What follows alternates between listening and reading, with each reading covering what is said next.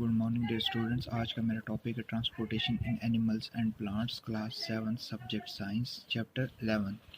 आज हमने पढ़ना है ब्लड वेसल्स। देखो पहले जो सर्कुलेटरी सिस्टम है उसमें 3 पार्ट है, एक है ब्लड है, एक ब्लड वेसल्स है। जो ह्यूमन सर्कुलेटरी सिस्टम है उसके 3 पार्ट थे, एक ब्लड था, एक ब्लड वेसल्स थे और हार्ट था। ब्लड तो हमने पढ़ लिया, अब ब्लड वेसल्स के बारे में पढ़ेंगे। Our body contain tube like structure called the blood vessel. हमारी बॉडी में क्या होता है, एक ट्यूब लाइक स्ट्रक्चर होता है। जैसे आप अपने बाजू में देखोगे या कहीं पे देखोगे, आपको थोड़ी सी ब्लड वेसल्स क्या होती है, ऐसे अगर हिंदी में बोला जाए जो नाड़ियाँ होती है हमारी, ये हमारे बॉडी स्ट्रक्चर में एक ट्यूब लाइक स्ट्रक्चर होती है। That helps in the transportation of blood. जो हेल्प क्या करती है, उसका मेन काम क्या होता है, transportation of blood throughout the body.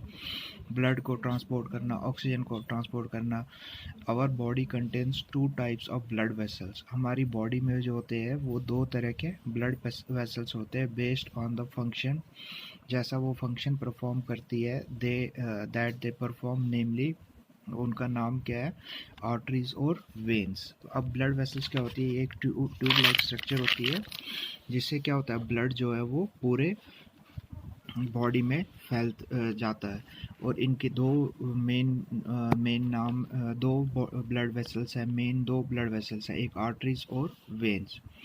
Arteries क्या होती है, these blood vessels carries blood from the heart that contain oxygen into different parts of the body.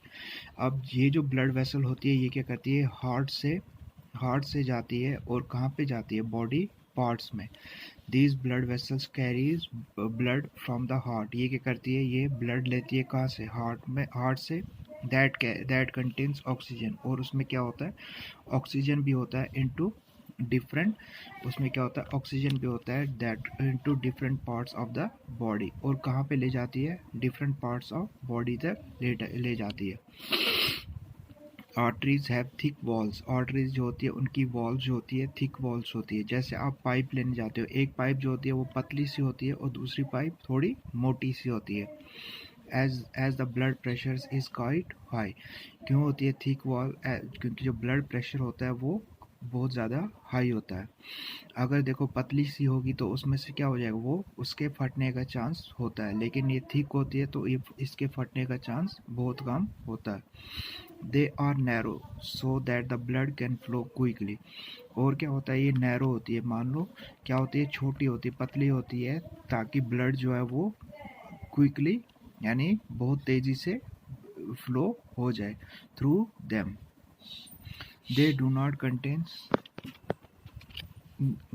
Not contain values as the blood always flows in the right direction due to the pumping of the heart. ये जो होता है इनमें कोई values नहीं होती, valves नहीं होती। वेल्व्स क्या होती है, जो ब्लड को क्या करते, जो किसी भी को कभी भी अगर कभी गलत डायरेक्शन में चले जाए उसको बंद कर सकती है। इनमें कोई वैल्यूज़ नहीं होती है, क्योंकि as the blood flows in the right direction, ये जो ब्लड है कि ये हमेशा राइट डायरेक्शन में ही जाता है। Due to the pumping of the heart, क्योंकि ये कहाँ से निकलता है, ये हार्ट से ब्लड जाता है डिफरेंट बॉडी पार्ट में, और हार्ट जो है वो हमेशा ही पंप करता रहता है।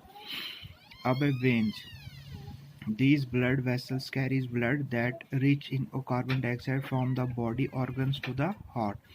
अब ये क्या करती है, ये बॉडी पार्ट से और कार्बन डाइऑक्साइड लेती है और कहाँ तक पहुँचाती है, हार्ट तक।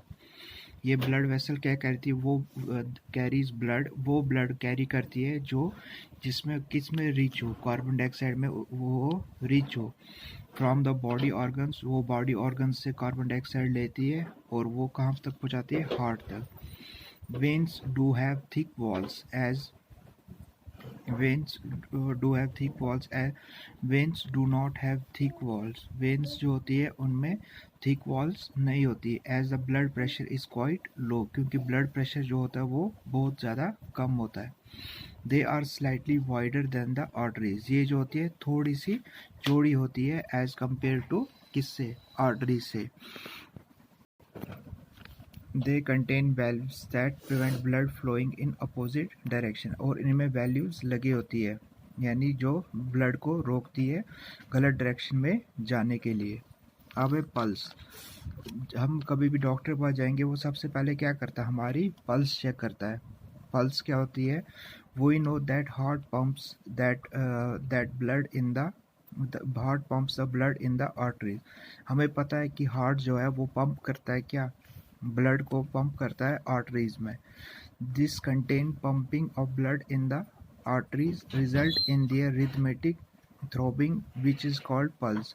ये जो ब्लड पंप होता है किसमें, आर्टरीज में, ये क्या बनाती है, एक रिदम बनाती है, यानी पल्स बीच में आती है, वे जाती है। क्योंकि हार्ट बीट कर रहा होता है तो पल्स क्या कभी ऊपर उठती है, कभी नीचे बैठ जाती है, उसको कहते हैं पल्स। अब है pulse rate. Pulse rate is defined as the number of pulse beats per minute. Pulse rate जो होती है वो क्या होती है कि एक मिनट में कितनी पल्सेस बीट करेंगी, यानी एक मिनट में कितनी पल्सेस ऊपर नीचे होंगी। अब नॉर्मल पल्स रेट क्या होती है, 70 to 80 बीट्स पर मिनट, 70 से 80 बीट पर मिनट।